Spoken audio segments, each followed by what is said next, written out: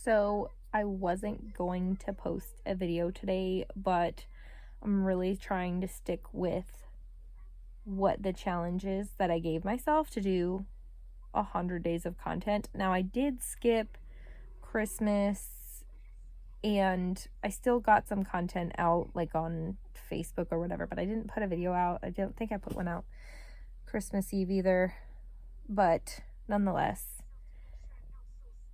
I just wanted to share today a little bit about where I really came from and, what kind of journey I've been on. I will keep it as brief as possible.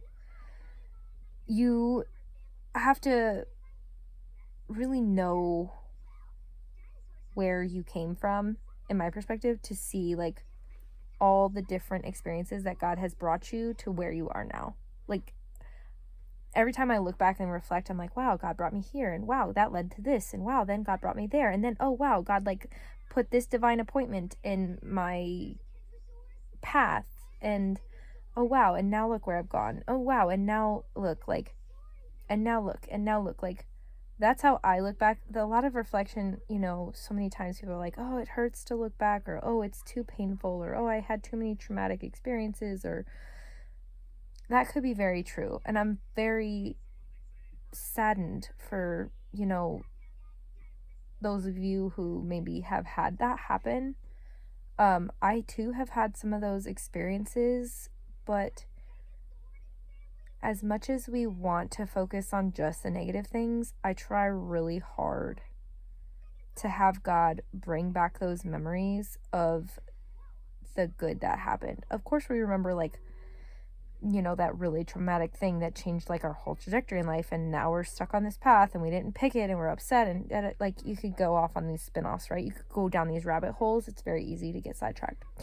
Nonetheless, I say all that because I want you to realize, like, I've not come from money. I've not come from fame. I've not come from like a family of notoriety or anything like that. I'm literally just a person who, from a very young age, knew that God was calling me to do something more. And I have used as much as I can in my life to go about doing that. It has got sidetracked several times. I got so many different ideas and wanting to do so many different things. And from a very young age, I knew that I liked to create things. I knew I liked to design things. By the time I was in 7th grade, like, I loved my geometry class. And from there, I'm like, oh, I'm going to become an architect. Well, I figured out that I hate math and I'm not good at math. Like, math is not my forte. For you math people, congratulations. I'm not one of those people. So I knew I couldn't go after architecture. I decided to go after interior design. So I set out on a path. I got into a school that was design and architecture focused. I figured out what school I needed to get into. I found the people that I, needed to know to help me to get to where I needed to go. And there's my son there. And so I got on that path to do what I was doing. And I made it to University of Florida. I went there for interior design. And I fully enjoyed that whole experience. Was it grueling? Oh my gosh, yes. Was it critical? Oh my goodness. Was there a lot of design critique and criticism? Out the wazoo. It really trained me to like push in the real world. It took me 4 years of bouncing around jobs. I got my first design job coming out of school. It was great until it wasn't. And the designer that was in charge of our office really just had some challenges with us, and we were just design assistants, and you know how that goes. Then I bounced around a little bit. I actually ended up going with a individual designer, but she really didn't know how to utilize me very well, and I wasn't skilled enough at that point to really take ownership of projects. Like, I still needed a lot of hand holding, and so that didn't work. That left me high and dry. I ended up going to work at my kids' school for a while because, at that point, I wasn't homeschooling. I was like, my kids are going to go get great education and I'm going to go be the best designer that I possibly can be.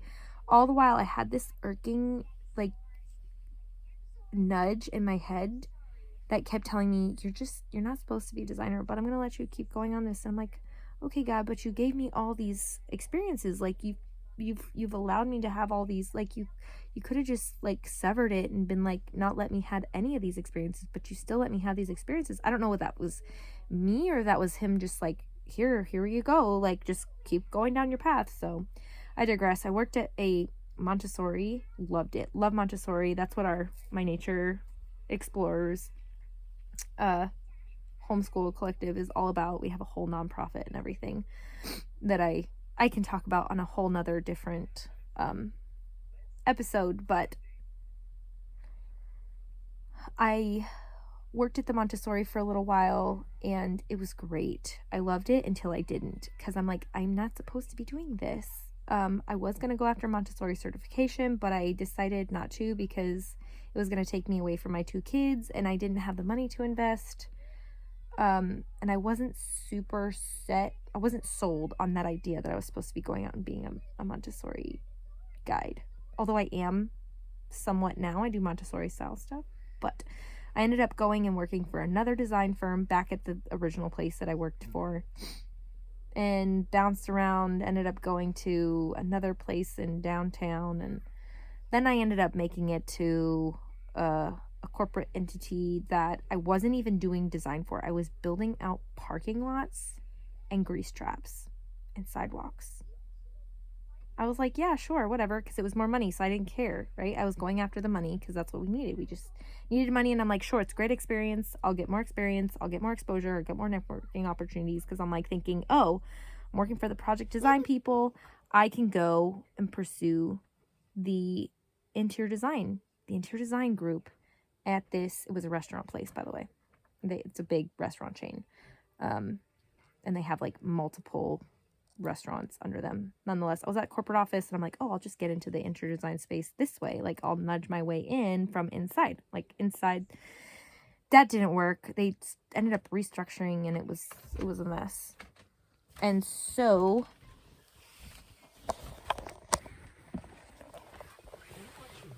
I ended up going and doing something completely unrelated.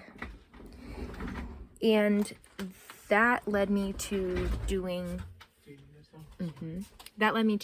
some other kind of work, and that work was more related to healthcare. Now, I really enjoyed healthcare design. I'm in my office, by the way. It's in the hallway. Had to finagle that one.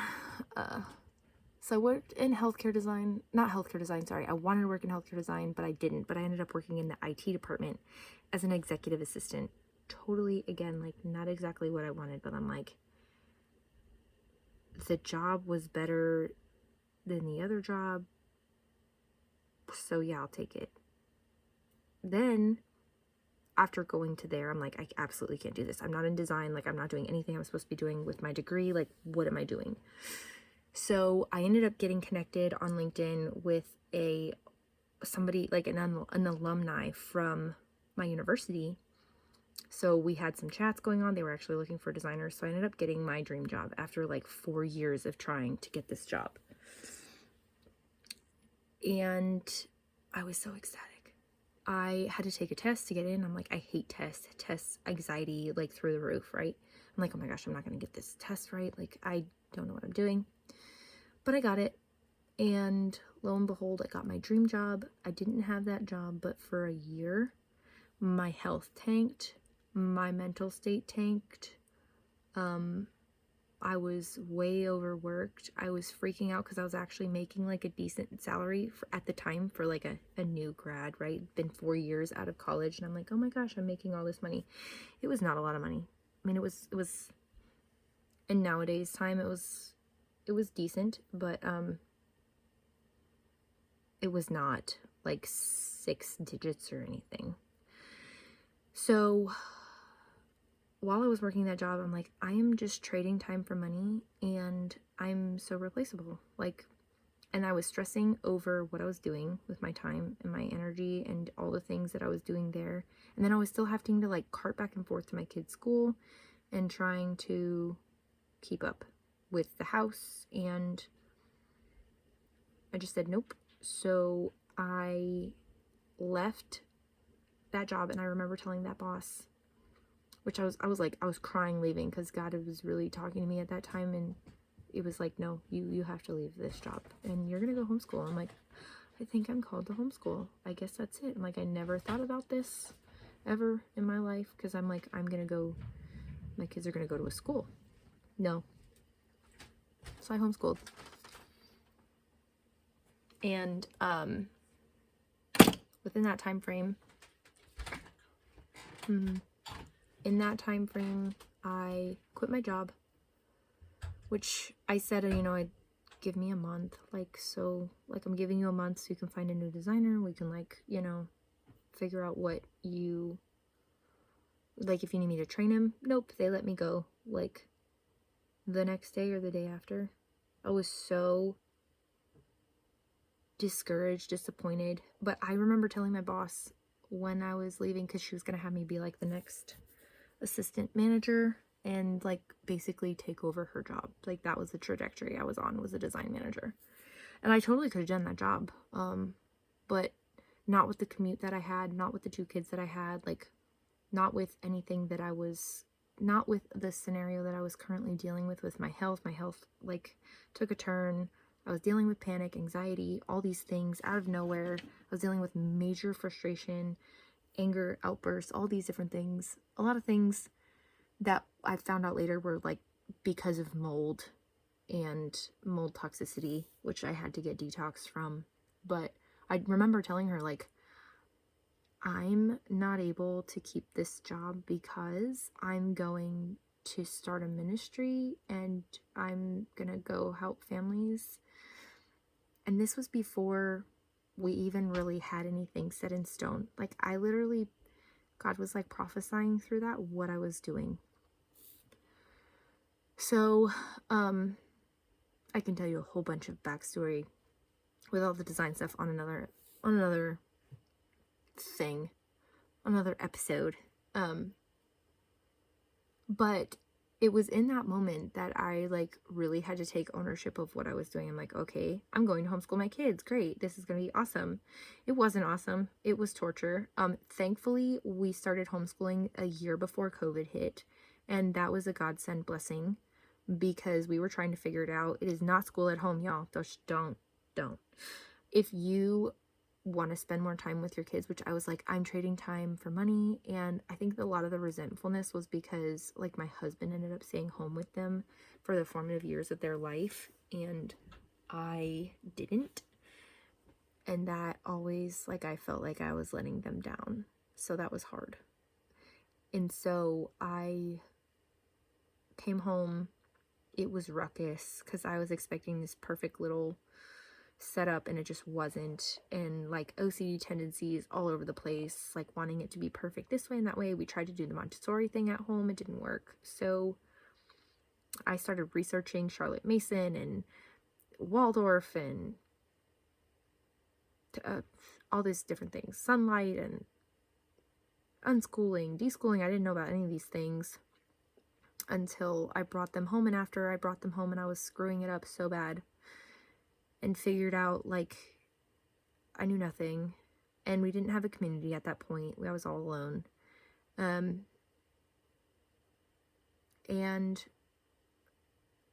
then COVID hit, and I was coming up to help my mom with a health expo that she was putting on. It got canceled. We ended up moving from where we were living to up to their property during COVID in a rush, because they were talking about shutting borders and all this crazy stuff, right?